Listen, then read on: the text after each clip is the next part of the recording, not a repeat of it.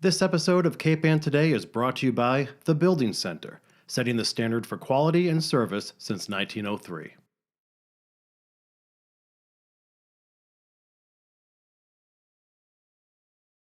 I am speaking with our state senator, Bruce Tarr. How are you today, Bruce? You're a little sniffly, I know. Well, I'm doing well. I'm a little bit under the weather, Heather, but I think it's just a seasonal cold, which I hope will pass soon.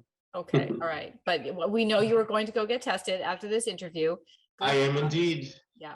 It's important that we all still continue to exercise caution in the era of COVID-19. So I've done a home test, which was negative, but I'm about to go and get a PCR test just to make sure.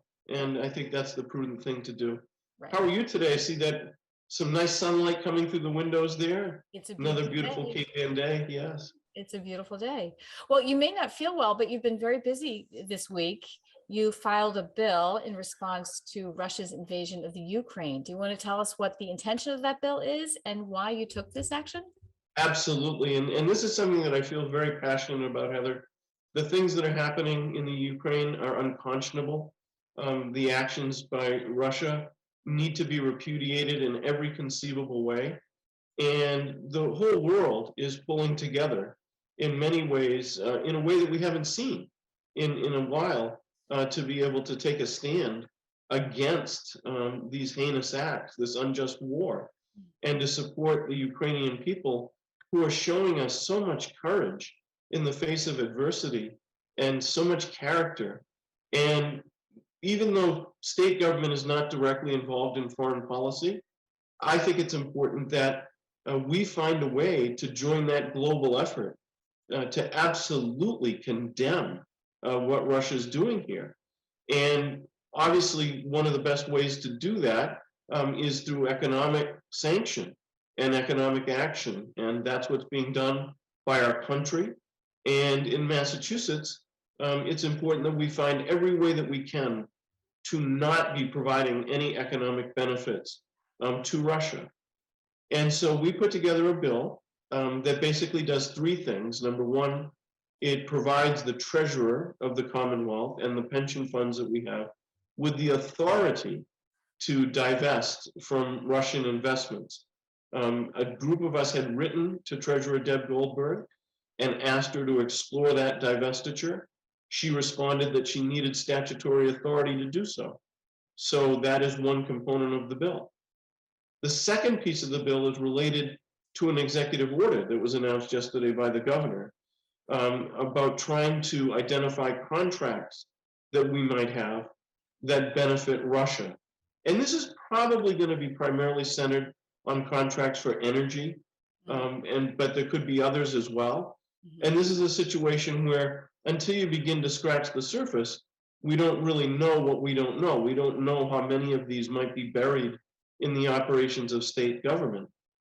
So Governor Baker is trying to begin the process with an executive order, but part two of our bill is to give him the statutory authority to go forward and terminate those contracts. And then the third part of the bill has to do with assets that might be held by the Russian government or its subsidiaries or companies directly tied to Russia. And to be able to say that we're going to freeze the assets of those companies and not provide access to them because we do not want to be contributing to financing an unjust and evil war against the people of Ukraine. And so these are three tools that we believe can be very effective. And the reason I'm using the term we is because we have a very strong coalition around this bill. We have bipartisan support, bicameral support. As we talk right now, we have 30 co-sponsors. I predict that that number will continue to grow. And we will push to try to move expeditiously on this because unlike a lot of pieces of legislation, this one really does have an urgent need. We need to do this so that we can maximize the pressure put upon Russia in the hopes of changing the course of the events that are happening in Ukraine right now. What about other institutions in Massachusetts, particularly the academic ones? We have a lot of higher ed with a lot of investments. Well, do you think this action will put pressure on them to divest? I do, pressure is one word. I think it might also motivate them. Mm. I think a lot of them have already begun to look at their investments that are tied to Russia. But certainly, when the state government takes an action, it creates a situation of more comfort for others to follow. And my hope is that it will inspire not only our institutions of higher learning, but private businesses as well, Mm. to all look at their portfolios and say, what do we have that could be contributing resources to an unjust war that is causing murder and of civilians and a whole series of negative issues. I can't even find the words, Heather. But Mm. what do we have in our portfolios that might be helping those things to happen? And my hope is that this bill will be one way to do that, but it will motivate others as well to look at the same kind of issues. Well, moving ahead a little bit, I mean, it's such a dire and urgent situation. I don't mean to be light at all, but the Senate did pass two pieces of legislation that regard women's health. And I really like this legislation. Tell us about it. So, while we think about the events that are happening on the world stage, and they tend to dominate our thoughts these days, we definitely need to always be mindful of things that we can do here in our state and here at home. And the two bills that we passed deal with some very important subjects. The first deals with making menstrual products available in our schools and in our temporary housing situations, shelters, for instance, and in our prisons and houses of correction. This is something we should have done, frankly, a long time ago. It is a good public health measure to take.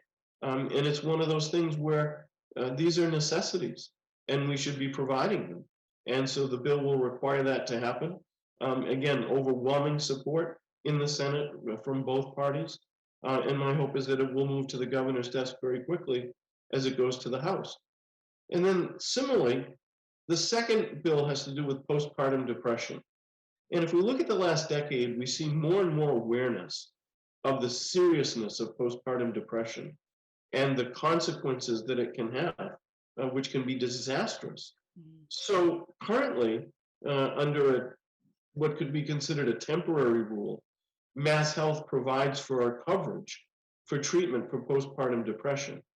The bill that we did codifies that rule such that coverage will be provided for up to 12 months or for 12 months following the pregnancy.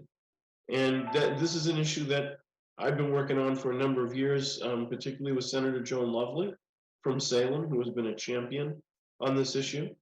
And I'm pleased that we were able to do both of these things because they respond to very real human needs. And it was good to see them both get unanimous votes this week in the Senate. Mm. And what's the future of those two bills? Well, they both go to the House now, Mhm. and our hope would be that they'd move quickly through the House. Obviously, if the House passes different versions of them, we could go to a conference committee and have to negotiate the differences in the bills. My hope is that on these two, that won't happen because the bills are fairly straightforward and fairly simple in their provisions. So my hope is they'll move through the House quickly, and then we'll get them to the governor's desk. Great, great. Well, there's really nothing to say but applause here for those two bills because, I just have to point out how expensive those menstrual products are. And particularly for anyone on some sort of, really limited budget. So this is such a great piece of legislation. Thank you so much for that. Well, it's a real honor to be part of the team in the Senate. Again, that's been very bipartisan in approach to that issue.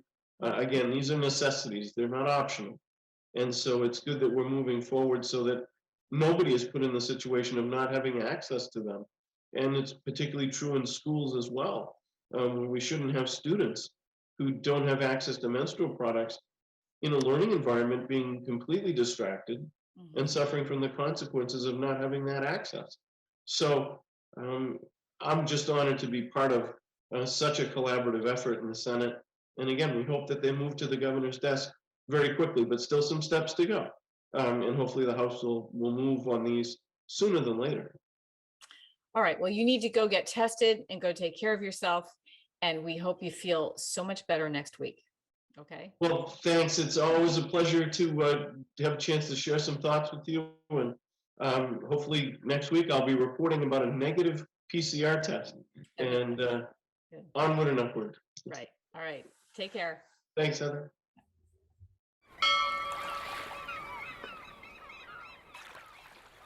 Interested in a sponsorship? Email sponsor@1623studios.org to learn more.